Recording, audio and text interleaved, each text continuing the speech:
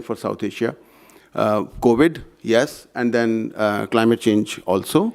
Last 2 years, we've seen how COVID has really disturbed our lives, more from the perspective of poor who are living in urban areas. There was a time in South Asian cities when poor were asked to go back and rich refused to support them because no services were required, and there was reverse migration within South Asia. These are the people who have migrated to villages, from villages to the cities under climate-induced migration phenomena, which is going on. It's basically the push factors due to loss and damage of livelihoods and lives being caused by extreme disasters. Now, they came to the cities hoping that they will be able to adapt, survive. Survival is the key. Not a planned migration, but hoping to survive. And that normally happens, when they lose their agriculture yield rather than 2 seasons in a year, 2 crops in a year, to 1.5 crops in a year. So to bridge the gap of half crop earning, they basically migrate initially for a few months, and then slowly and slowly that duration keeps increasing. The second phenomena has been the climate disasters, which are extreme disasters. We have undergone a huge, very strong, extreme heat waves recently. Still no respite in South Asia. We touched almost up to 50 degrees at many places in South Asia. Now we are still reeling under 42, 44 degree temperature in many cities in South Asia. So these are the 2 C's which has acted as a pressure, and that has disturbed the way of life. And I'm not referring to way of life of rich who can protect themselves. I'm referring to way of life of poor who are in cities to survive and live a decent life, or look for a bright future. This panel, which comprises of colleagues from 4 countries, is going to talk about what efforts civil society is making and how government is prepared in South Asia, and what kind of challenges we face to scale up our efforts. Along with us, we have Nakul Sharma online. He has already joined as a virtual panelist from Climate Action Network South Asia. He's a program coordinator. Then we have Ms. Jyoti Avasthi, our urban advisor to CAN South Asia, and she is also director at Lakshmi, which is a member organization of CAN South Asia. Then we have a regional panel. So basically, first 2 talks about the content, and then we hear about the action from colleagues. Action in the countries, Dr. Abid Suleri, Executive Director, SDPI, Sustainable Development Policy Institute in Pakistan, and also co-chair of CANSA, CAN South Asia Board. Then we have Mr. Shamsuddin Doha, CPRD. He is the Executive Director at CPRD, based in Bangladesh. Then we have Manjeet Thakal to my right. He is the Director to Climate Analytics and also board member of Clean Energy Nepal, which is a member organization of CAN South Asia and our local partner in Nepal. And then we have Dr. Shriaz Wajih online as a virtual panelist with GEAG, Gorakhpur Environment Action Group. Excellent work on peri-urban, and will be good to hear from his experiences. Following the national inputs from all panelists, we will also hear from Ms. Almuth from Misereor, our partner, and how does she sees urban transformation taking place globally, and roles civil society need to play. We will try to manage it within 90 minutes, should not be a problem. No less than 90 minutes now. I think it's around 70 minutes, 75 minutes, but we should be able to manage it. And we'll make sure that our technical inputs are not technical enough, and they keep you also entertained, as well as providing knowledge. Having said that, I'll invite Nakul Sharma from CAN South Asia. Nakul, you have the floor.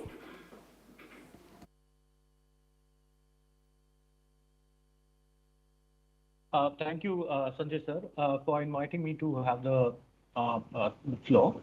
I would request one of, okay, thank you. I hope you can see the slide in itself. Okay, I'm not able to see the slide on my screen. Do I need to open it on my own system? Please open on your system. We can see, you can see slides on the screen? Yeah, we can see. But for reference, you can mention slide 1, slide 2, so that Rushati can move slides ahead. Okay, sure. Thank you. Thank you, Sanjay. And I'll start with a big thanks to CANSA team for all the coordination work, and a big thanks to all the panelists, all the esteemed panelists from the region, my colleagues within the CANSA team and the Misereor team as well. And since uh, my the role of this presentation is to just imbibe the larger thought of what is going and what is not going well in South Asia. I'll just touch upon a few points, and I'll not run through each and every nitty-gritties of this presentation, but I'll touch upon the basic points and leave a food for thought for the panel to discuss and act upon, react upon. So as Sanjay Bhai has said that we will touch upon two C's of relevance in South Asia: COVID and climate change, and how especially both COVID and climate change has its own sort of impact on urban poor and the poorest of poor in cities or urban periphery in the last 2 years.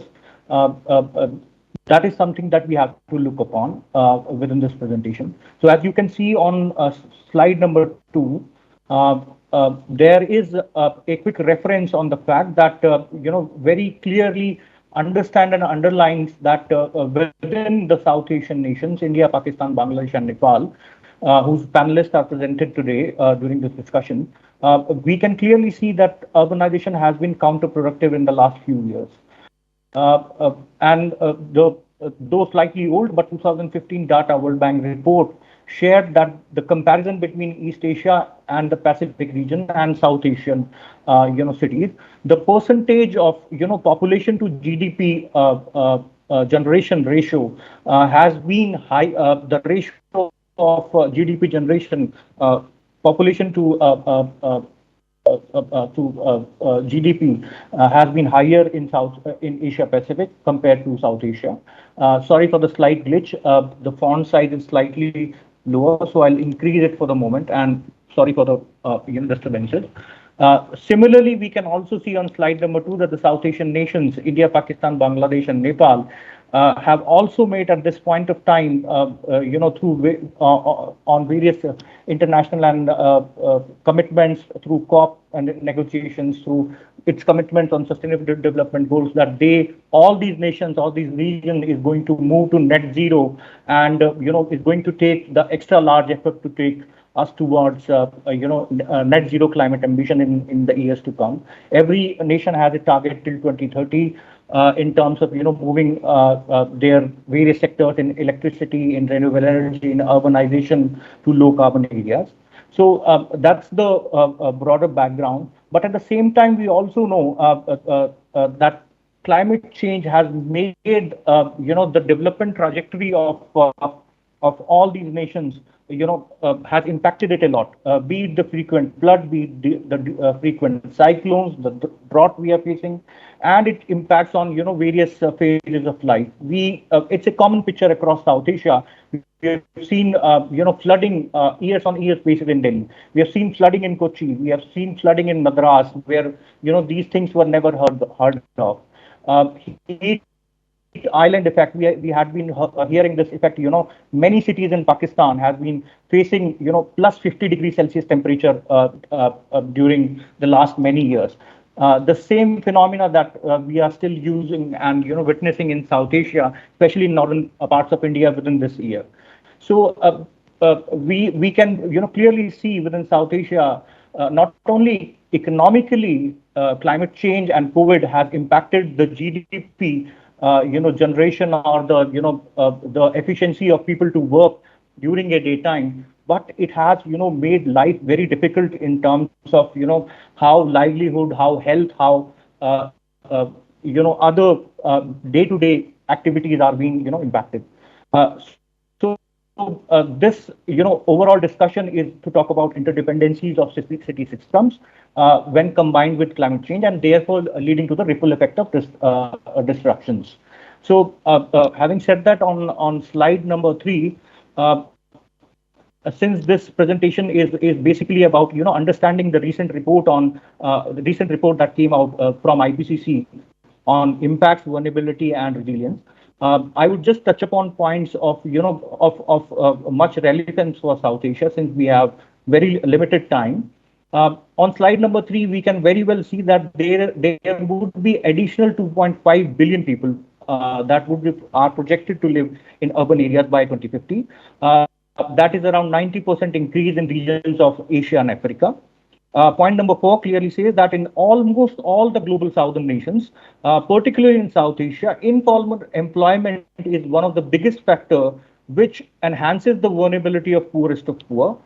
In South Asia, we have the highest percentage, 82% of the people employed in informal sectors, which is even higher than sub-Saharan Africa, which is around 66%. Out of 134 million slum dwellers in 2018, around 56% of urban of that 134 million slum dwellers lies in the urban population of sub-Saharan Africa, and around 30% of that 134 million people are residing in South Asian cities. So these are the numbers which really highlights the fact that how big this problem is going to be, since we are talking about exponential growth in universities in South Asia. There are other similar indicators. I would not cover the whole slide, but I'll also underline that under SPM B4.5, you can see point number 4. Globally, this is slide number 4. Globally, population change in low-lying cities and settlements will lead to approximately a billion people projected to be at risk from coastal-specific climate hazard in the medium term under all scenarios, including small island states. And this can be said, this can now be referred with high confidence. So clearly, there is a direct linkage: sea level rise, frequent floods, and frequent cyclones. We have seen the phenomena that multiple cyclones have been hitting both eastern and western flanks of Indian subcontinent in the last 1 year or so. So this phenomena is rising. I would not touch upon the very understood sort of implications on slide number 4, which says that heat extremes, hot extreme climate would be more frequent. There would be impact on infrastructure. There will be damage on water supply, sanitation services, energy systems will be impacted, and so on and so forth. So these are very usual. These were also covered in AR5 report. Slide number 5. It shows very clearly what would be the implications of climate change across the region. This says temperature and urban heat island effect. If you see the first picture, which says till 2020, it very clearly shows that till 2020, and we are in 2022, the whole of the South Asian nation, right from some parts of Afghanistan to whole Pakistan, India, Bangladesh, and to the periphery of Asia Pacific till Beijing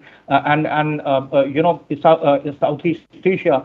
These are the epicenter where cities would be facing the most harmful effects of urban heat island, and we are witnessing it right now in Delhi with 47, 48 degrees Celsius temperature, being the average every year now. Uh, uh, uh, and who would be it's very clear and it's very evident to underline that fact that who would be at the receiving end: the poorest of poor, the people who are marginalized. As Sanjay has said that it's a second step of migration. People migrate from rural areas to urban cities in search of livelihoods. In terms of to cover the loss of half crop due to climate change, they have to move to cities. And even within cities, if this is the scenario, what would be the impact? There is another underlying factor that by 20 other graphs are also very evident till 2050 and by end of this century under all scenarios of regional climate projection, be it low carbon scenario, be it medium carbon scenario, or the high carbon scenario. You can very clearly see South Asia, Asia Pacific, parts of Africa, Eastern Africa, and some parts of Southern America are the worst hit areas across the globe in terms of heat stress and urban heat island effect. So this is slide number 5 completed. I'm moving on to slide number 6, which basically says very clearly extreme heat would become more frequent. It had become more frequent with the already 1 degree Celsius scenario that we are living in. While we are moving at 1.5 degree scenario, the frequency of heat would increase 4.1 times when compared to the the baseline scenario of 1850 to 1900. Similarly, the intensity of heat will also increase in the 1.5 degree scenario. The intensity of heat will be 1.9 degree more hotter. We will feel more heat, so on and so forth. While we don't take action and we move to 2 degrees Celsius and 4 degrees Celsius. So slide number 6 is done. Slide number 7 is about the glacial mass rate change. It's very evident again in comparison to Northern America and parts of Ireland, which are massive glaciers Greenland and Ireland. The biggest mass rate change in glaciers can be seen in the Himalayan range. And this is very evident. And there is also one figure that in the last 20 years or so, Nepal has lost around 25% of its glaciers. That figure will come in the next slide. The slide number 8, I think this slide is on 5 climate impacts changing soil nutrients. You can very well see the impact of climate change on the major food crops in South Asia. On the left hand side is soybean, on the right hand side is wheat. I would like to draw your attention on pests and diseases. The infestation of pests and diseases in both cases of soybean and wheat would be highest in South Asia. You can see it very clearly. The most darkest area is South Asia, India, Pakistan, Bangladesh, and Nepal, followed by Africa, parts of Africa continent, and similarly, all of India, all of subcontinent is covered when it comes to heat stress and its impact on the wheat yield in our area. The next slide is on projected annual deaths from dengue. Again, South Asia, you can very well see that the projected deaths in South Asia are highest when it comes, compared to 2030 and 2050. This is a comparison of total number of deaths. While in 2030, most of the deaths are being attributed to undernutrition. By 2050, South Asia, the most of the death would be attributed to the harmful effects of excessive heat. The second last slide, I'm sorry, Rushati, I'm forgetting the number of slides. I haven't numbered the slide. She is following properly, no problem. Okay, perfect, thank you. The economic damages would be steep in South Asia if we don't, match our action with aggressive mitigation and adaptation measures. The loss due to climate change to the overall GDP generation in South Asia would be equivalent to the loss of GDP from sea level rise alone in India. And India would be second only to China by 2080 with that sort of economic losses. Cities are projected to grow by around 90%, I had said earlier, but urban heat effect will affect the poor population and children disproportionately. Exposure to heat will become more frequent. These are very obvious things that we have covered earlier as well. The point number 4 is the Indus and Ganga river basins will witness, graphs earlier as well, will witness heat waves across the limits of human survivability, and the climately stressful days, would increase to 250 days per year. So, for an example, if parts of northern India or Pakistan or Nepal or Tarai area of Nepal or the plains, there are days which are now 125 to 130 are stressful days. We count them as stressful days for workers to work. That would increase to 250 days per year. I've already stated this point that since 1980s to 2010, Nepal has already lost 20% of its glacial area. I would not, underline every point, but I'll only highlight the underlined point on this slide, on the second slide of impact on South Asia, which says that climate-induced food security in South Asia will result in host of negative birth outcome for pregnant women, including malnutrition, stunning, and child mortality. So there you go, the harmful effects of climate change on on gender equality, on girl child, on mortality. There will be changes in water availability, and the energy systems will also have an impact of less water because most of South Asian economies are dependent on coal. The changes in mountain flow will also, impact the hydropower generation capacity of various Himalayan states in India and Nepal. And of course, not forget to mention that there will be people who will be displaced within India, in Bangladesh, in Pakistan, in Nepal. That is happening now, and that will happen more frequently and more largely within the years to come. With this, I'll rest and I'll stop my presentation. Over to you, Thank you, Sanjay Nakul. sir. Thank you, Nakul. Thank you. Very effective. And I think Nakul presented basically what has been forecasted by IPCC in Working Group 2 report recently. And now let's hear what is the situation on ground in terms of, in the context of what IPCC has forecast. So one is what is in store for us and where we are now. Let's hear from Jyoti, though I can see we are not very far. Jyoti, can you hear us? Hi, good evening, Excellent. everyone. And I hope I'm audible. Yes, Jyoti, you are audible.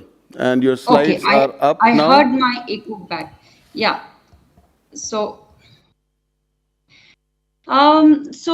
taking the conversation forward, what Nakul presented was largely the scientific data that we have in our hand, thanks to the IPCC AR6 report and the consecutive reports that IPCC has been taking out.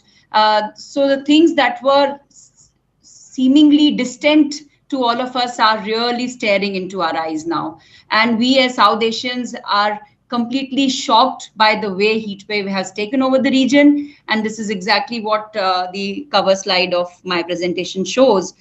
This is a comparison of land temperature in April 2022, the left map, as compared to the average temperature taken during 2001 to 2010. This is a CPC data set, which is from the USA.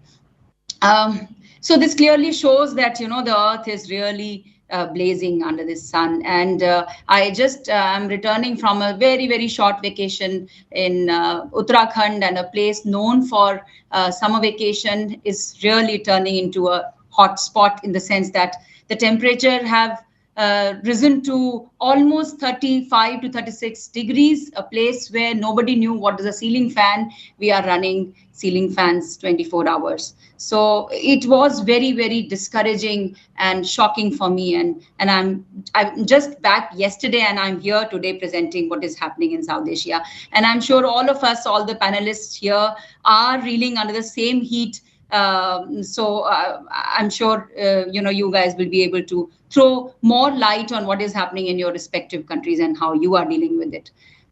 So moving on to the second slide, some data that I wanted to collect from different sources. Unfortunately, as we all are at shock of what is happening in the 2022, I think all of us are caught unaware. So not much data is available. Not many studies have been taken out by civil society organizations. So what is coming across is the data from different news portals, where news reporters have really gone on ground and collected data and talked to the such data sets, refer to such data sets and talk to such institutions that capture these changes in terms of climate change and the global warming.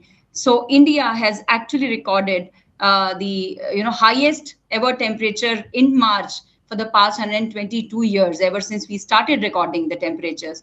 And this year, there is hardly any rainfall, except few showers in winter that were very abrupt and very, very intense. It was largely a dry winter and a very, very short spring, which turned into hot summers immediately in the month of March. So we all know that. But so the data says that 70% of India by 29th of April has already been affected by the heat wave. So 70% of India is a huge deal, actually. And if you look at the number of people that are reeling under this pressure of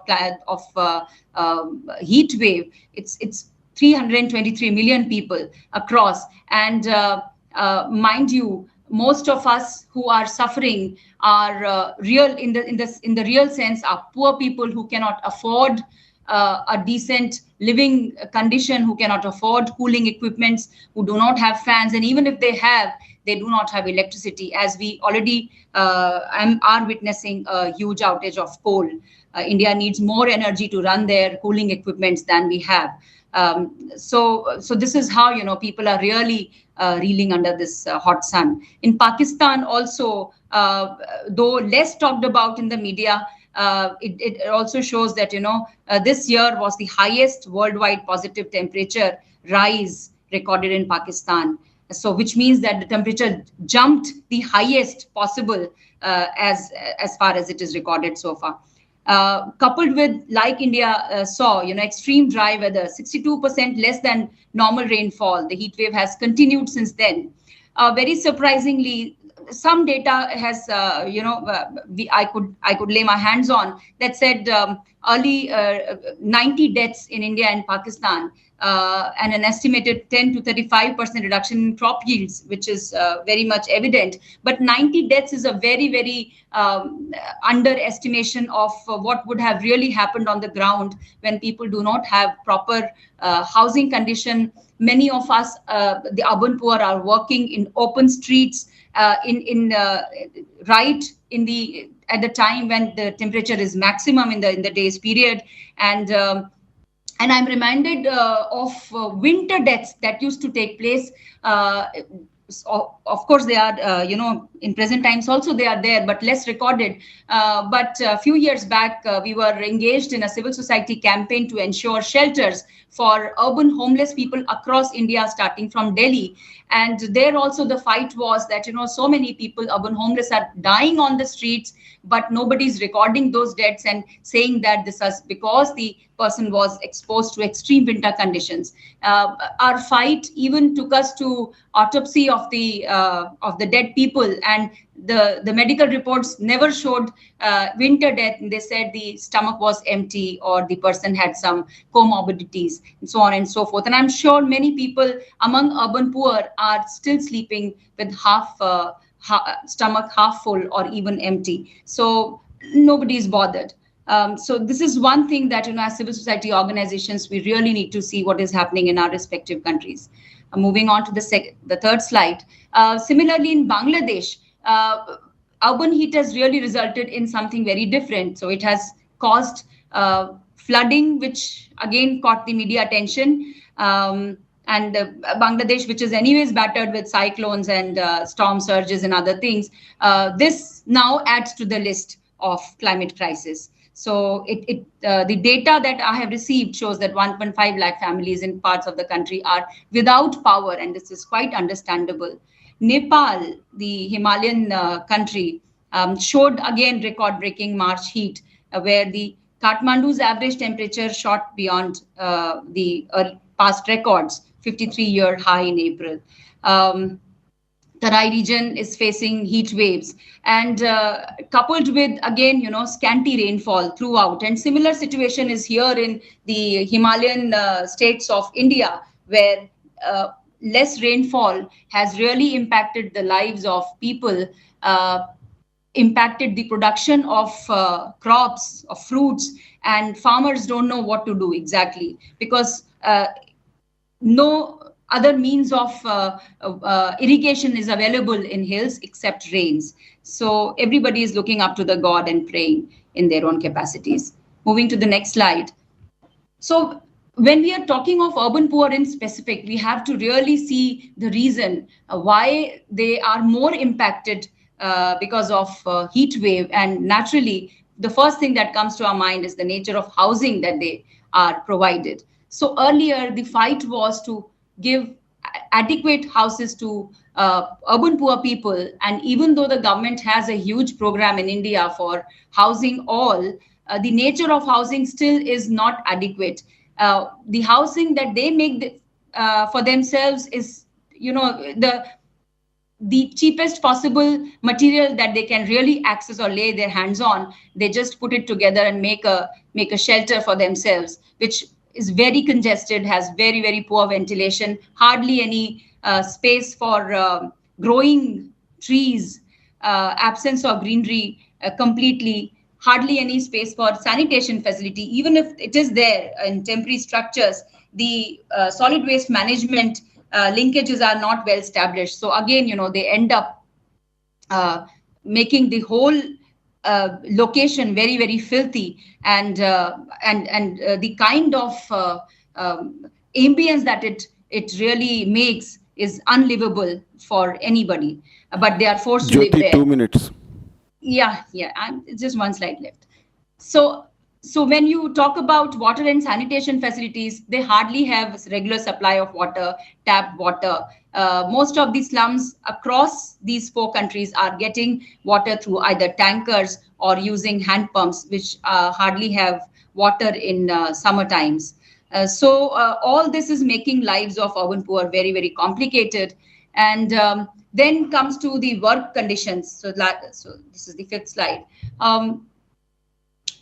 A data recently taken by Periodic Labor Force Survey in India that gets the employment statistics officially tells us that 18% of India's non-farm workers are forced to work outside in the torrid heat and no physical protection. And we all see it every day in and out. People pulling carts, rickshaw, roadside vending, loading, unloading, these gig workers or domestic workers. Everybody is pushed to work every day, even though the conditions are not adequate, but they cannot do without it. So one thing which is very clear is that, there is no government support to cater to their water needs, their shade needs, their resting spaces. Nothing is there as of now, although heat wave action plans across Indian states, and I was reading some in Pakistan also, they talk very clearly about flexible working hours, this adequate water supply and other things, infrastructure facilities to combat this, but nothing is at this moment being seen on the ground. And there is hardly any awareness drive also by authorities which can inform people of do's and don'ts to tackle the urban heat wave.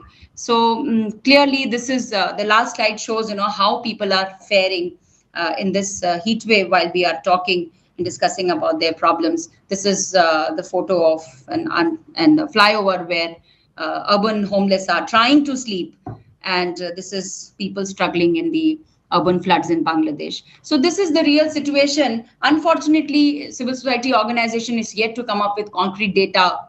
As of now, it's not available. So there is a lot to be done, and I'm in the next sessions, I'm sure we are going to discuss more on that. Thank you. Thank you, Jyoti. Thank you very much. I think we just heard about what IPCC has predicted and what is the situation on the ground. Of course, the reality is that science is behind the reality. What is being predicted for future is already happening in countries on ground, and people are suffering. Hunger, exposure are few reasons due to which their vulnerability is increasing. Jyoti just mentioned about much more needs to be done. What is being done? I think let's move to our panelist who will speak, will share the national perspectives. I would like to invite Dr. Abid Suleri, Executive Director, SDPI, and Board Co-Chair, Climate Action Network South Asia. Abid bhai, how civil society is approaching it? And what is the preparedness of government in light of course, the slow pace of negotiations and the much fast-running climate change impacts? Thank you, Sanjay. Thank you, Nakul and Jyoti, for setting the scene. When we are talking of Pakistan, just to give a perspective to our audience here, right now we are sitting in Bonn with the temperature which is around 24 degrees Celsius. It is 8 past 30 in Islamabad, which is at elevation of 540 meters from sea level. It used to be considered as quite pleasant weather there. Right now the temperature there is 35 degrees centigrade. Today the highest was 43 degrees centigrade. Last month, Pakistan, twice in the month of May, was the hottest place on this planet in the month of April, where temperature in one of the provinces in Jacobabad, it touched 53 degrees Celsius.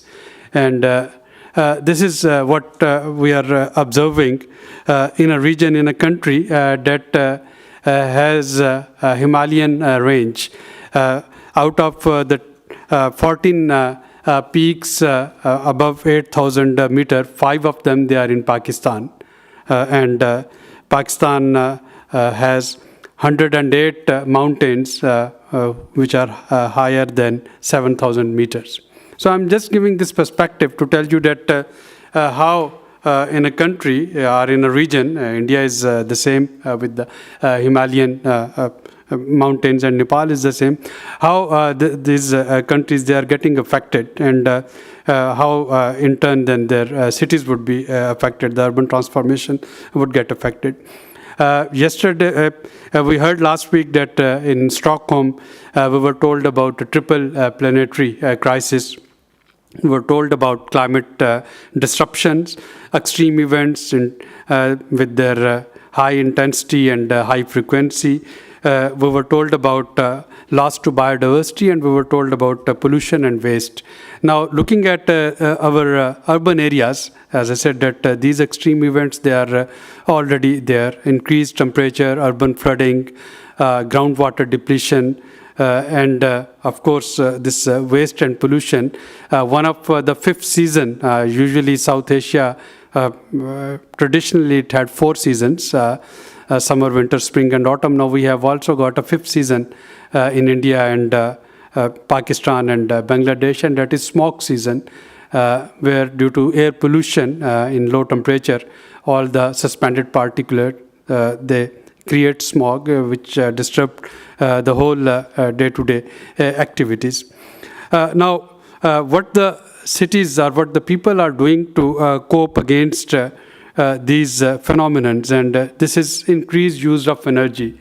So urban activities, human activities, when there would be all sort of these extreme events with high intensity and frequency, they would resort to increase more energy to actually counter these climatic events, which of course would result into increased emission of greenhouse gases.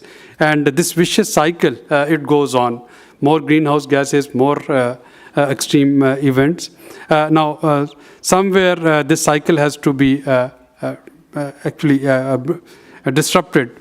And this is what we are actually looking at, that how cities, they can better adapt in order to remain livable, in order to remain functional, and in order to remain prosperous in future. So we are talking of whole changes in the food system. We are talking of sustainable production and consumption patterns. We are talking of smart cities. We are talking of carbon neutral activities. And we are talking of conservation vis-a-vis this availability of resources, optimization of resources. Now, when I look at Pakistan's perspective, there are we have no dearth of policies at all. We have all sort of policies. We have policies on climate change. We have policies on sustainable development. We have policies on power policy. We have water policy. We have forest policy. We have electric vehicle policy. So all sort of policy. You think of anything, and you will find excellent policies there. What is lacking in countries like Pakistan, and I think India and Bangladesh and other South Asian countries are same. So in case of Pakistan, we're talking of a country of 220 million inhabitants. Now, with all its governance tiers that start from federal government to provincial government to district governments, these policies, unless and until whole of the government with the adequate financing implement these policies will not actually deliver much. And this is something that we need to think about. Now, in countries where at the same time, we have a heat wave and we have a glacial lake outburst flooding. So in Pakistan, we have both of these phenomena going simultaneously. Plain areas, they are experiencing temperature of 45 degrees centigrade. And the Himalayan regions, they are experiencing troughs, due to which then, of course, migration is taking place, more pressure on our urban areas. And the government is actually struggling to meet the financing requirement. And yes, we do have our own problems. There would be governance issues, there would be other issues. But part of the problem is the unmet promises by developed world. So the countries, and Pakistan, just to give you another figure, Pakistan is one of the least polluters. The contribution of coal in our energy mix is less than 10%. Now, if despite all of this, if we are suffering partly because of our own deeds, our own mismanagement of natural resources, but partly because developed world is not committing to its promises, partly because the agenda of loss and damage that is being put on back burner, partly because this mitigation ambitions, those are not actually under discussion, and partly because finance is simply not there for developing countries who are in need of that sort of financing. Now, civil society is trying to do its best. We are, of course, now if someone says that we are creating awareness, that is simply not a claim. Each one of us, we actually observe this climate change on a day-to-day basis, on a moment-to-moment basis. So it's not about awareness only. It's about bringing data and bringing evidences, scientific evidences, to prove that whatever is happening now, that has its origins with human activities, and that is what the climate change is. Civil society in Pakistan is quite active in legal activism. And our superior courts, they are quite quick in taking actions. I think one of the ray of hope against this whole battle of climate change is the superior courts, which take notice of things and which give excellent decrees. So civil society is undertaking legal activism. Civil society is assisting the courts in taking decision. Civil society is working very closely with the parliament. In our parliament, we do have a sustainable development goals secretariat. There is a task force on sustainable development goals. So the civil society organizations are working closely with them. Civil society organizations, they actually very successfully led to a ban on plastic bags, at least in capital Islamabad, and now that ban is getting extended in other metropolitans in a piecemeal efforts. And civil society organization in Pakistan, they're trying to be part of solution, but at the same time they challenge and the authorities when they are not delivering on their promises. Now, finally, what is it that we can learn from each other as civil society organization in the region? As I said, there is one thing in common between Lahore, which is in Pakistan, and Amritsar, or Delhi, which are in India, and Dhaka, which is in Bangladesh, and Nepal, Kathmandu, which is in Nepal, and that is smog, that is heat wave, that is urban flooding, that is unmet needs of solid waste management. And this is where we can learn from each other's best practices that are working. We can learn from the projects and plans which met failure.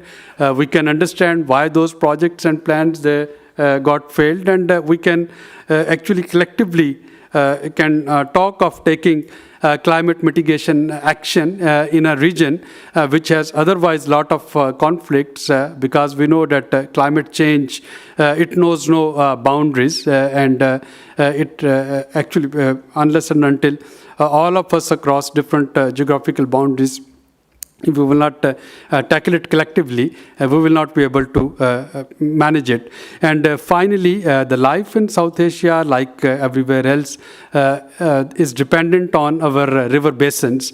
And those river basins, whether it is Ganges or Brahmaputra basin, river basin in India, or it's Indus River basin in Pakistan and India, those are actually now getting deteriorated. And we have to work very collectively and very rigorously to restore those ecosystems. Those basins, they are the hub of our urban activities.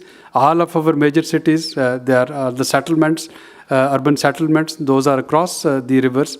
And unfortunately, one of the victim of this transformation, the negative transformation, was those basins. So thank you very much, Team CANSA, for organizing this discussion, and we do hope that the agenda of loss and damage mechanism, agenda of mitigation ambition, and agenda for financing for developing countries would be pushed towards to be included in COP27 through this subsidiary body consultation and through the global civil societies which are present here. Thank you. Thank you, Abid Bhai. I totally agree with you. Urgent action is required. The fact that we are getting into a vicious cycle, the cycle of vulnerability, where people are suffering, and then that leads to higher consumption of energy, because as of now, those are technologies which are available in the public domain, and that means consuming more and more fossil fuel, and ultimately worsening the climate change situation for next year. And this vicious cycle needs to be broken. Manjeet, we heard from Jyoti about glacier melt in Nepal, and I have also heard a lot about how Nepal is a very progressive country in spite of LDC on urban transformation, especially in terms of electric vehicles, especially in terms of increasing resilience. So what civil society is doing, what kind of approach they are following, and also how well government is prepared and what needs to be done. Yeah, thank you, Sanjay. Thanks for this invitation. I think it's a very important topic that we are talking about in terms of the context in the region, and I think it was clearly recognized in the first presentation about the vulnerability of the region, South Asia, which has been recognized as one of the most vulnerable region in the latest IPCC report, Working Group 2. That also clearly shows that the 8 countries in the South Asia region are affected by one or more other kind of the climate-related disaster. Yes, so our countries are going through the new normal. In terms of, like, if we name any kind of the climate-induced disaster, we can take those examples from one of the countries in the 8 countries in the region. But however, Sanjay, as you said, despite all this, these are also the countries that are taking ambitious action in the global context, setting an example, which means we don't just keep on talking about our vulnerabilities, but also show to the world that what can be done. If you take an example of the renewable energy mobilization in India, as Sanjay said, I will talk about the transport-related activities that we have done in Nepal. I think there are a number of examples. So let me talk very briefly, focusing on Nepal in terms of the vulnerability, the context that we are going through, and then I will talk about the brief initiatives that we have taken that we feel very proud, and also about the civil society action. In last 40 years, the maximum temperature in Nepal has risen by 2.5 degrees Celsius. It's the maximum temperature, which means the minimum temperature has not gone high, like it's normal. But if you look at the graph, then the maximum is rising, but the minimum is at the same level. Yes, which means at the moment when the temperature goes much higher, yes, during the day or during the summer, but the minimum remain as it is, which means the range has grown grown much higher.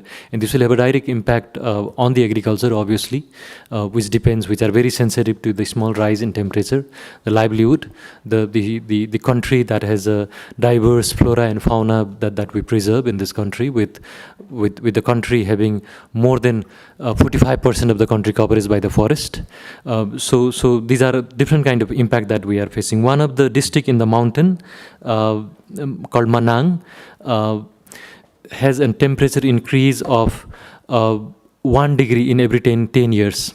Yes, so if we just take an example of like a lifetime of a person, maybe like around 50 or 60 years, there's a 5 degree rise in temperature, 5 to 6 degree rise in temperature in one generation. Yes, so that's where we are facing the three major source of economy: the tourism, hydropower, and agriculture. These are the three areas that contributes hugely to the GDP at the national level, and these are the three areas that has been hugely impacted by the climate change.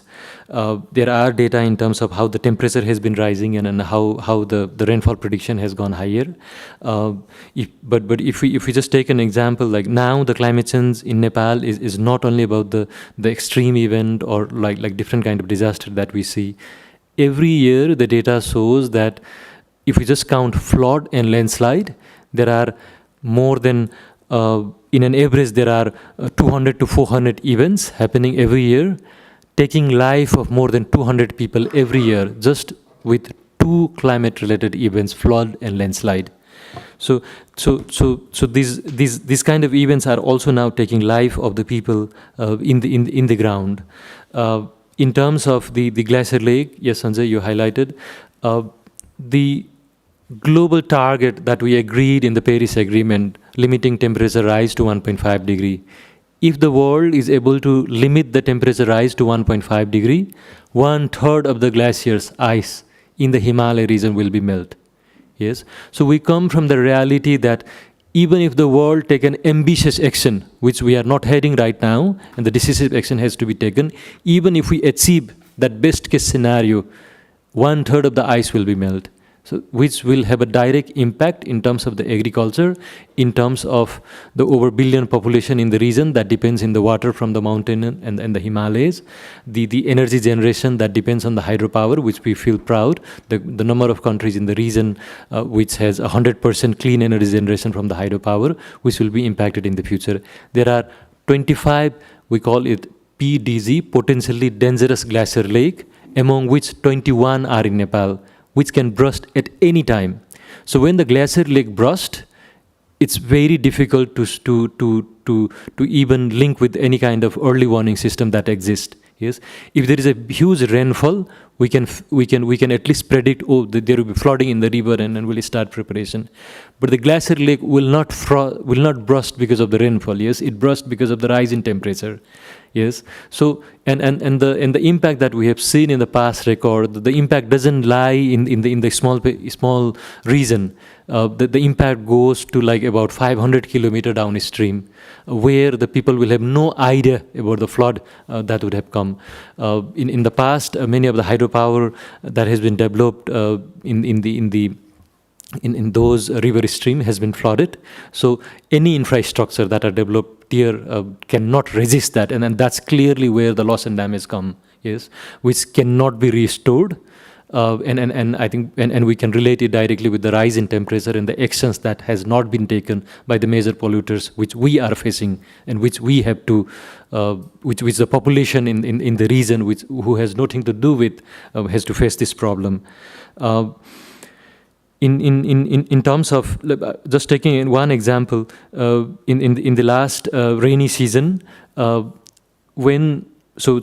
comes the new normal when the rainfall. When the Department of Hydrology and Meteorology in Nepal decided that, so the rainfall now ended by this day, after 3 days there was a heavy rainfall, and that's the time where the farmer harvests their rice, which is one of our main crop. So that was the time where the rice was already harvested but was still in the field. Yes.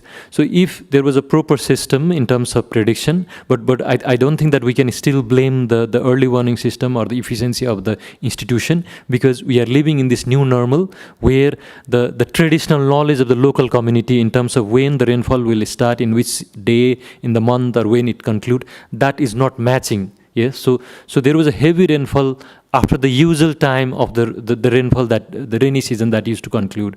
So there is a huge loss in terms of the agriculture product, the 1 year of the investment of the farmer, which obviously is difficult to recover. Now looking very briefly in terms of the action the country has taken, I'll take one example in terms of the import and the export that we do. In terms of the total, so we import 2 times the petroleum product, the 2 times double the total export that we make. Yes, so that if we export like everything that includes like X, then we only import petroleum product that amount to 2X. Yes, which obviously is impacting the economy, and the government has taken the decisive action to promote electric transport. It has a linkage obviously in the climate change, but it also comes with the co-benefit in terms of air pollution in the urban area, also the job creation and the sustainability of the investment that has been made. And the import of petroleum product is 82% higher this year compared to the last year. Obviously, the last year it was much lower in terms of the COVID. It is 15% of the total import that we make, and it is almost the double of the income that we make from the total export. Yes, so that's the reason that the country has taken a huge interest in terms of promoting the electric transport and electric cooking in different sector. I'll just take like few other examples what we have done. The forest coverage of the country since 1990 till date has increased from 25% to 45%. So we are the country who have included this number in the NDC as well. So almost half of the area of the country is covered by forest, which means our sink capacity has gone enormously high. There are the other example. There are 2 municipality in Nepal who were the first urban cities in the global south to sign the non-proliferation treaty on fossil fuel. The city that lies near to the capital city, Kathmandu, called Dhulikhel, and the city in the eastern side called Itari. So we really didn't wait to see any other countries in the region or any other cities in the global south to sign this treaty, and the cities had set an example also to inspire other.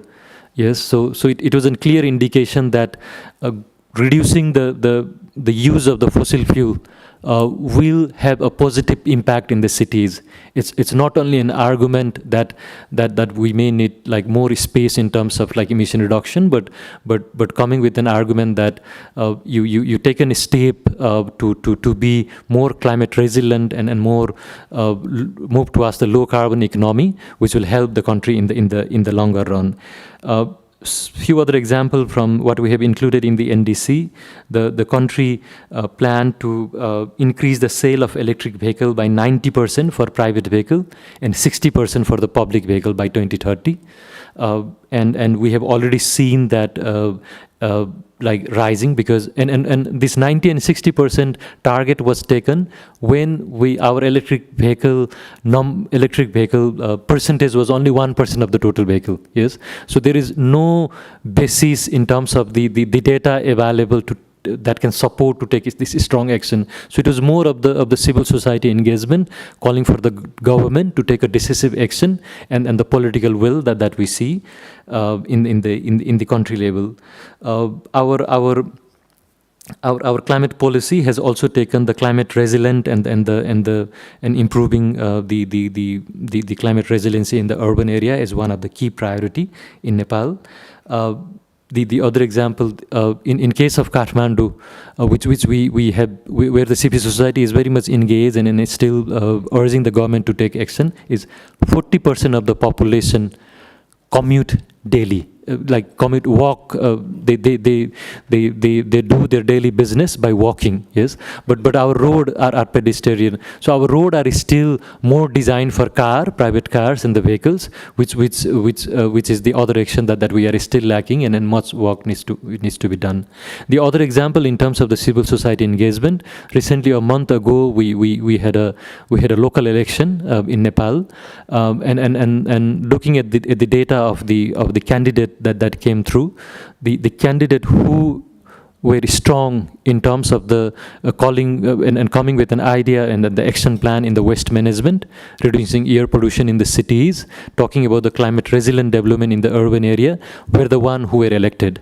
In the capital city Nepal, we have a independent candidate, yes, which clearly shows, I think, the strong willingness of the civil society of the people in the country, who went totally off track in terms of supporting the mainstream political party and supporting someone whose action in terms of making city clean, making the city climate resilient, environment friendly, who has taken a strong commitment in terms of solving the waste problem, providing facilities to the public in terms of other climate friendly environment, was elected. So I think, and that was the case in many of the urban area as well. So I think the civil society can speak in the various way, yes, by electing the candidate, but also serving as a watchdog, which we have done, and also by helping in terms of data generation, which we are still lacking.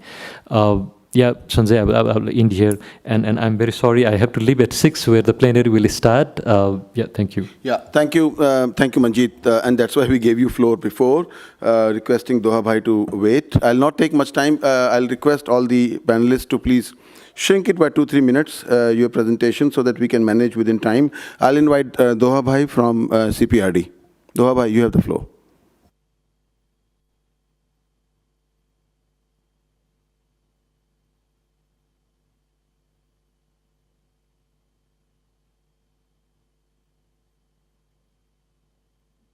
We can't hear you.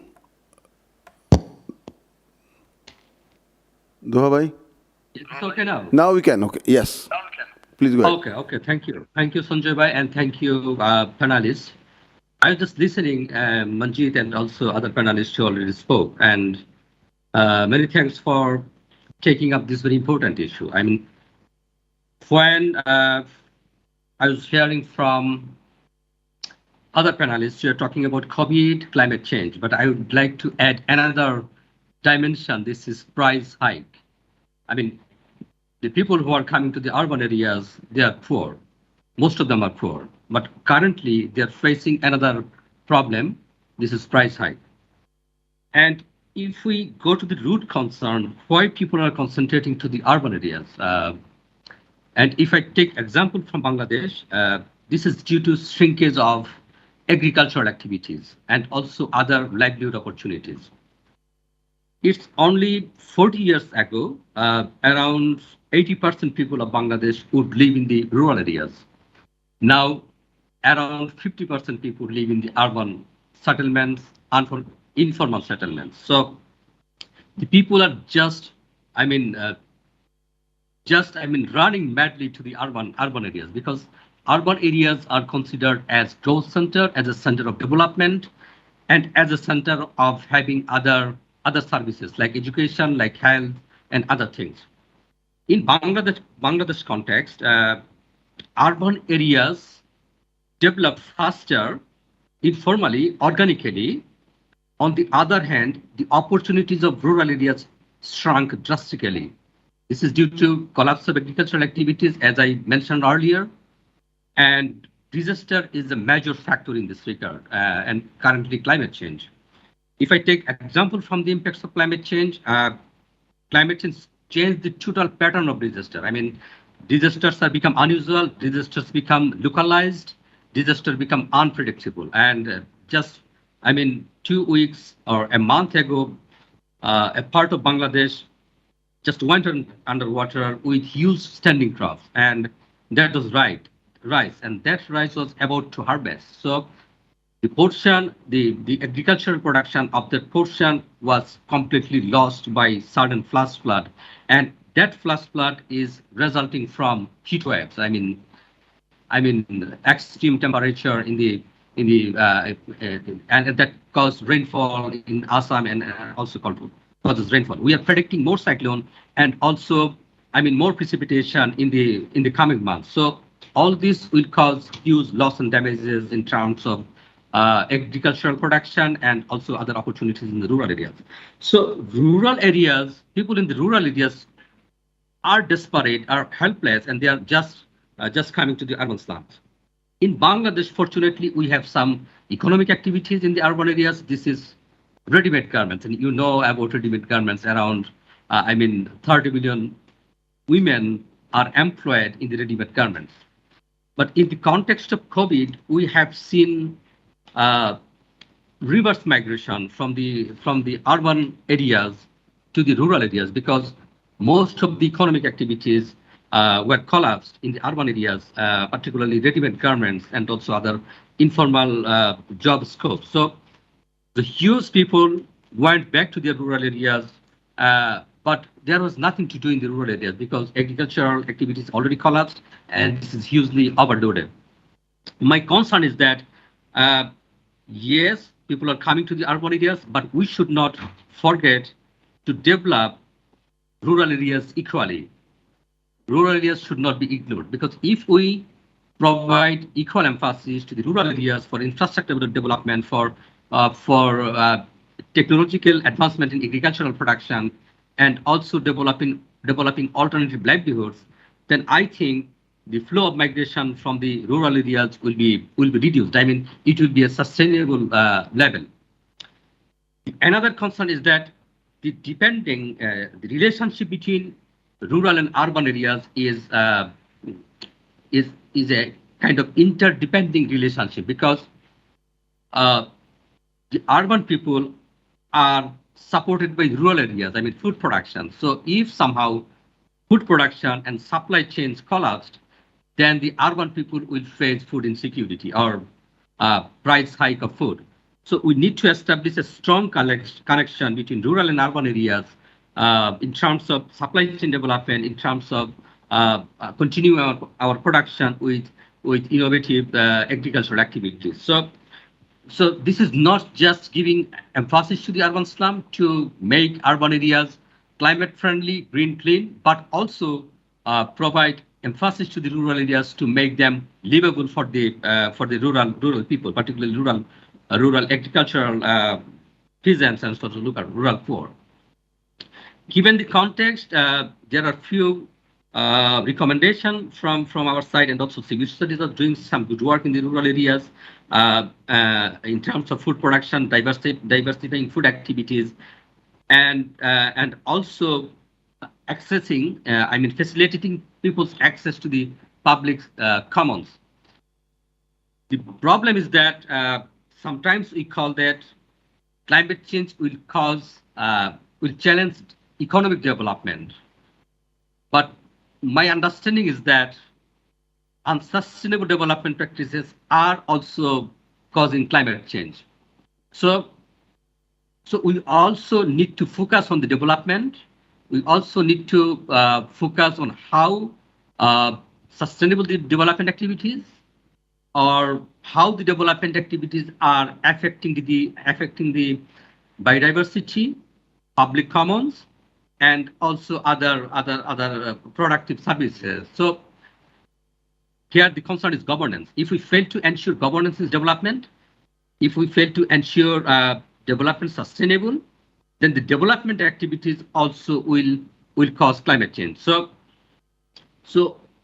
I think we should not consider development as a separated issue.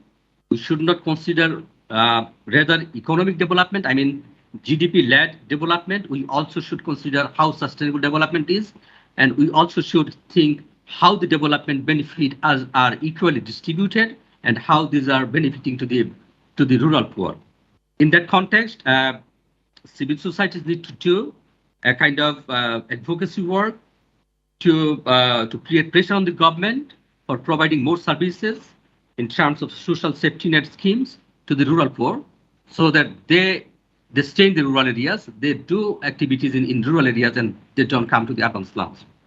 On the other hand, all the people cannot come to the urban slum. Some people are really trapped in the situation, and they are exposed to the more risk scenario. They are the women, the children, disabled people, and also the people who are really unskilled. They don't want to come.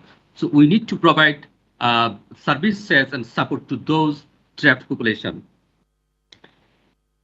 Given the context, if we consider the, temperature rise, as we talked about in presentation, that the increase global warming and increased temperature rise is also affecting the urban people in different way, because yes, because the differences between temperature in urban and rural areas is quite different.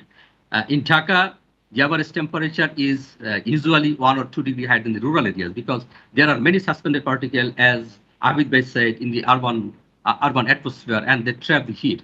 So we need to ensure that this is just not make the settlement cleaner, but also to ensure that urban environment is clean and green, and we also need to concentrate on the urban transport, how the urban transport and urban transport system is green, and they eventually contribute reduction of suspend pollutants. So my concern is that this is civil society could work in different way to make these cities more green, clean, and also working with the government, and so that we can diversify our agriculture activities. We can transfer technologies to the rural areas for more agricultural production, and also make a sustainable linkages in terms of value chain and supply chain, so that rural people are both rural and urban people are gets benefit from agricultural production. Thank you very much. Thank you, Doha Bhai. I think robust development is the key. I agree with you, and I'll invite now Shriaz Bhai from Gorakhpur Environment Action Group, also our national partner. And Shriaz Bhai, if you can manage in 7 minutes, so that 7 minutes Almuth gets, and we manage to finish in time. Shriaz Bhai. Thank you, Sanjay ji. I will just flag 7 points in 7 minutes, what is allocated now. And I will start with what Nakulji was saying about the agriculture losses, and it is becoming almost instead of 2 crops, it is almost 1.5 crops every year. The point actually is also that when the quality of the crop production is a major issue. So the prices actually, which is being procured by the farmers, are far less than what they have been getting in the few years back. One issue actually which I would like to highlight here is that the increase in urbanization is very well recognized by the whole world, especially in the Asian cities. But the thing is that which cities are increasing? And here I would like to point out that the secondary cities actually, which are not the mega cities or the bigger cities, that are receiving the major population coming from the rural areas. So the smaller cities like 1 lakh population, or 50,000, 1 lakh, or 5 lakhs per population, I mean, they are receiving most of the urban migrants coming from the adjoining rural areas. And the kind of increase in some of these states in India in last 10 years or 20 years is almost 121, or in one of the states actually we saw that it's almost 1100% increase in the secondary cities. So the kind of increase which is happening in the urban area, that is more in the secondary cities. So in the policies and the programs, we will have to think of the role of secondary city and how the secondary cities are important. The second issue which I would like to highlight here is when we think of city, generally the cities are thought of a homogeneous livable place where which are the economic hubs for providing employment and providing income to the people who are living in the city. But when one will have to think of the heterogeneity in the city, and when we think of resilience, we also think of resilience for whom? I mean, who are at the priority of providing the resilience? Although the whole city needs resilience, capacity, and robust development, but generally the priorities is are needed to be given to the vulnerable communities. The vulnerability in terms of gender, in terms of socio-economic class, in terms of occupational pattern, a city which has a lot of handloom workers and people working from the household. If the water and the flood come in the houses, it is not only the houses which are flooded or inundated, but it's also the whole production system which gets impacted. Then the spatial location within the city, people living in the fringes, people living in the low-lying areas, those are also the vulnerability criteria for people living in the city. Then the age, the children, all these factors actually that defines the vulnerability within the city, and how within a city there are a number of the kind of people actually who are living within the city, who are vulnerable and not so vulnerable. So the priorities are to be given to those people who are vulnerable. The third point here, which I would like to highlight here, is that climate change is not alone impacting people. It is also the way we have developed the cities, because cities are shaped. And we shape the city, the municipal governments and the government and the people there. So here the role of the citizens or the civil society becomes more important, because the geography and the way cities are developed and cities are made and shaped and planned, that is also something which is very important. And one will have to see that those points are considered. So that was the also one of the issue. Then I would like to come to the fourth point, which we are supposed to reflect upon: the government responses vis-a-vis the city level actions. I will agree with Abid Saab, who spoke in the beginning, that the government policy and the programs are quite, the will is very well reflected in terms of policies, in terms of the mandates which are given at the national level, at the state level. We have very good national action plan on the climate change. We have excellent state action plan on the climate change. But once it comes to action at the city level, the kind of gap between the will of the government or the policy planners and the actions at the city level, that gap is actually very wide. And some of the key challenges there is like the challenges of the capacity. Are the cities and the people living there and the officials are enough, capacitated enough, and they have the mandates to develop the city, resilience capacity of the city? That is the one. The second is the whole issue of data, the disaggregated data which is available. What level of data is available of climate change, that is also, and is it accessible to the municipal government and the local governments? That is also one of the issue which is very strong to be considered. Then the whole issue of debate on whether the cities are developed as a city of and providing the economic the contribution of the economic hub, or these are the cities who are livable, who are resilient, and which provides a habitat which are resilient habitats. So that is also one of the debate. And generally in these debates, the economic component actually is, of course, that is taken as a priority. Shriaz bhai, 1 minute. So it is less than 7 minutes now. Okay. So the one issue which I would like to highlight here is also the whole ecosystem services, the natural ecosystems which provide the role of providing the resilience to the city, whether it is peri-urban ecosystems or the blue and green infrastructure within the city. That also is important to be considered. And generally, the grey infrastructure is given due consideration, but once it comes to the green and blue infrastructure, that becomes a lower priority. So that is also one of the issues to be thought of.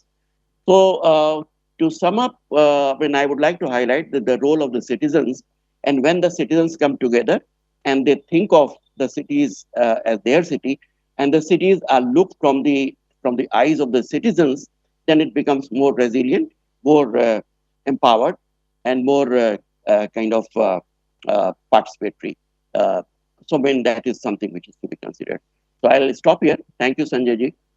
Thank you, Shriaz bhai. I'm really sorry for pushing time. Actually, next event, colleagues, panelists are standing outside. They are already here. So I'll give floor to Almuth. Almuth also has slides to be shown. Almuth, I hope you manage in 5 minutes. I don't think we'll be able to discuss much after that. Please, Almuth, you have the floor. Yeah, thank you very much. I can just join with my colleagues. Thank you very much. My perspective is the one of a woman grown up in the global north. And of course, I want to share that the global north has to decarbonize quickly, most quickly. And my perspective is also that of the cities, one of the Cs that was not mentioned in the beginning. So we are talking about COVID, climate crisis, and cities. And city societies, I would like to stress. And these city societies do play an important role, I would say, in climate action. And I think this is what we exactly what Shriaz mentioned.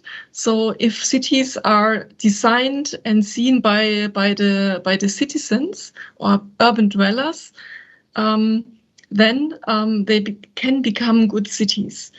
And I would like to highlight that we should look at cities also from the urban poor perspective, because this is exactly the part of the population that will grow a lot. And urban population in South Asia will double in only 30 years, and this will be mostly urban poor. And these people, urban poor, are facing high climate risks, health risks, and they need the attention. We should consider them as frontline communities, actually, in climate action. I would like to stress that when we look at urbanization and cities that grow by numbers, and it's the secondary cities that grow, cities what we could consider as rural towns at the moment, but will soon be real big cities. We talk about a huge opportunity, because we talk about 60 to 70% of infrastructure that has not been built yet, but which will exist in 2050. So in South Asia, there are many levels of change that are there. And I think this is an important message, because this is an opportunity of better cities, because cities as we see them now are not really good and pleasant. They are not resilient, but we can have better cities. We can have cities that are adaptive to climate change, that offer opportunities to have a better life also for urban poor. And we can think of cities that are not carbon traps. For me, the most important question is, who represents urban communities who are at the margins? And this is something, or this is a question that I would like till COP28, next year's COP, which will be an Asian COP. And what I would like to see is an Asian perspective on frontline urban communities and what they can do to adapt, to manage the crisis they face, but also suggestions of how to make cities climate friendly. And I think this is a huge task that we can do together. And how can we do that together? I think it's important to look at two ends. So avoiding carbon traps needs a different image of the city, a city that was mentioned already with different building environment and different types of transport, of course, but also a close cooperation. Almuth, if you can let us know which slide you are on, because... No, I'm not on slides. I'm talking freely. I'm sorry. Okay. I just summarize. Then we'll remove the slides. Then I think we would like to see you speaking. Just okay, remove thanks. The slides, please. So we should focus as city societies, on investments that are taking place, because, as I mentioned, 60 to 70% of infrastructure in Asia is yet to be built in only 30 years. And a lot of investment comes from abroad. And I think monitor this, yeah, from the origin to the construction site, yeah, is really important. Is this investment focusing on the urban poor, yeah, and is it helpful for urban poor, and is it climate friendly investment? I think this should be or could be a prime interest of global urban civil society. And what I would like to mention, and what is really important, is this aspect of mall adaptation that was also highlighted by the IPCC report, and that we are really facing serious problems in cities of mall adaptation. It was mentioned today, it's evictions taking place in low-lying areas, and this should be a concern, and to really conceptualize urban climate policies that focus also on social justice. I think this is something we should highlight as a part of the global stock taking. Thank you very much. I'm sorry, Thank you. Was a bit. No, that's why. Thank you, Almuth. I think you sum up very nicely resilience and carbon neutral cities with social justice. And that's the vision for urban transformation we are looking at. If there's any very pressing question from panelists, please let us know. No? Okay, then I think that's my concluding word as well. I would agree with Almuth and save time. Thank you. Thank you, everyone.